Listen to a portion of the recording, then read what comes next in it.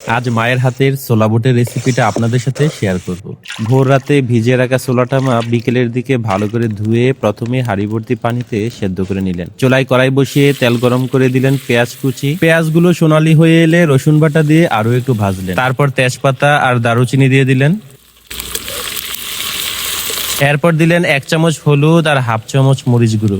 এরপর দিলেন আদা বাটা আর জিরে বাটা। জিরে বাটার সাথে মা এলাচও বেটে দিয়েছেন। এরপর একটু গরম মশলা গুঁড়া আর লবণ দিয়ে মশলাটা ধীরে ধীরে কষাতে থাকলেন। কাঁচা মরিচটা মাঝ বরাবর কেটে দিয়ে দিলেন। তারপর সেদ্ধ করা ছোলা বুট আর আলু দিয়ে ভালো করে মিশিয়ে নিলেন।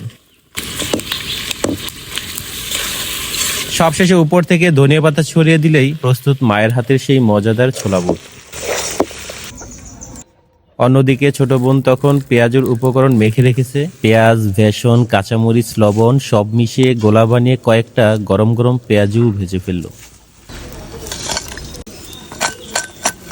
আজকের ইফতারের জন্য প্লেটে নিলাম মুড়ি, 2 চামচ ছোলা বুট, গরম পেঁয়াজু, কয়েকটা খেজুর, কিছু শসা আর 2টো কলা। আর আজকের বিশেষ আকর্ষণ ছোট বোনের বানানো ঠান্ডা মাঠা। টক দই, গুঁড়া দুধ, লেবুর রস, চিনি আর বরফ একসাথে ব্লেন্ড করে একদম ঠান্ডা ঠান্ডা করে একটা মাঠা বানিয়েছে। আজকের ইফতারটা খুব সাধারণ। আজকের রেসিপিটা কেমন লাগলো অবশ্যই কিন্তু কমেন্টে জানাবেন। যারা এখনো আমাকে ফলো করেননি প্লিজ ফলো করে দিবেন কেপিস কুকিং ব্লগ।